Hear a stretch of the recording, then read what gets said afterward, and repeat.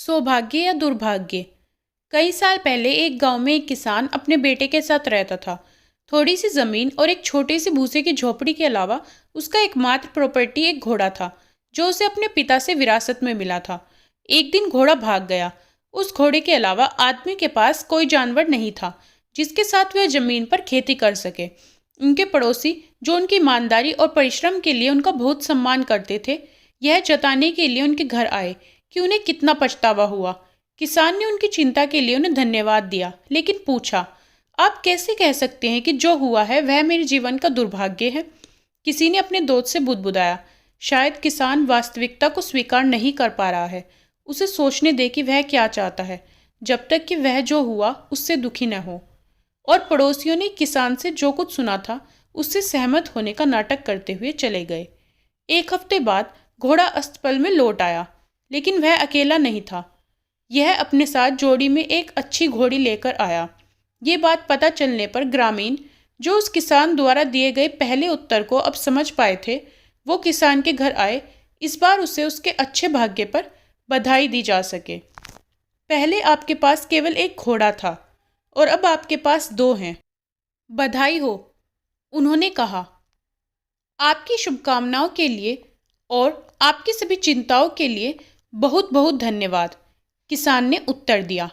लेकिन आप कैसे कह सकते हैं कि जो हुआ वह मेरे जीवन में एक आशीर्वाद है? निराश और यह सोचकर कि वह पागल हो रहा होगा, पड़ोसी चले गए और रास्ते में टिप्पणी की, क्या वह वास्तव में नहीं समझता कि भगवान ने उसे एक उपहार भेजा है? 1 महीने बाद किसान के बेटे ने घोड़ी को वश में करने का फैसला किया। जब वो घोड़ी की सवारी करने लगा, तब घोड़ी ने उसे गिरा दिया और उसका पैर टूट गया। पड़ोसी किसान के घर लौट आए, घायल लड़के के लिए उपहार लाए।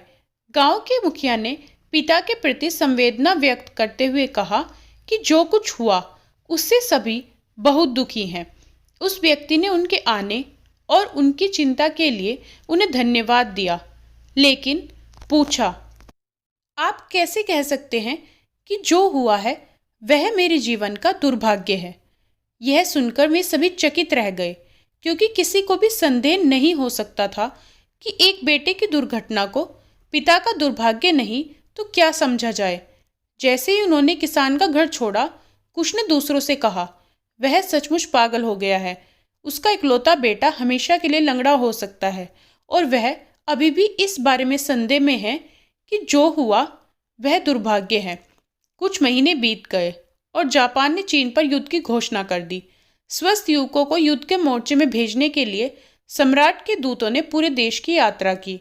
गांव में पहुंचने पर उन्होंने किसान के बेटे को छोड़कर सभी युवकों को भर्ती कर लिया, जिसका पैर टूट गया था।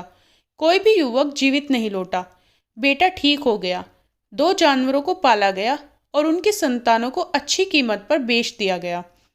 किसान अपने पड़ोसियों को सांत्वना देने और उनकी मदद करने के लिए उनके पास जाने लगा, क्योंकि वे हमेशा से किसान की परवाह करते थे।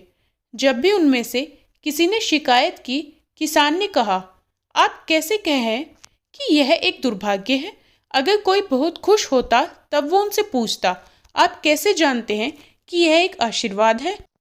धीरे धीरे उस गांव के लोगों को किसान की बातों से जीवन का वो भी सत्य समझ में आने लगा कि दिखावे से परे जीवन के और भी मायने हैं। कहानी से सीख। ये कहानी हमें सिखाती है कि दुनिया में कुछ भी हमेशा के लिए नहीं है, यानी जो कि अगर आप आज सुखी हैं तो हमेशा नहीं रहेंगे, और अगर आप अभी दुखी हो तो आपका दुख भी हमेशा नहीं रहेगा। इसलिए सुखी या दुख दोनों ही स्थिति में स्थिर रहने में ही समझदारी है। दोस्तों, कहानी कैसी लगी कमेंट करके ज़रूर बताएं। अगर कहानी पसंद आए तो वीडियो को लाइक शेयर करें और चैनल को सब्सक्राइब ज़रूर करें। धन्यवाद।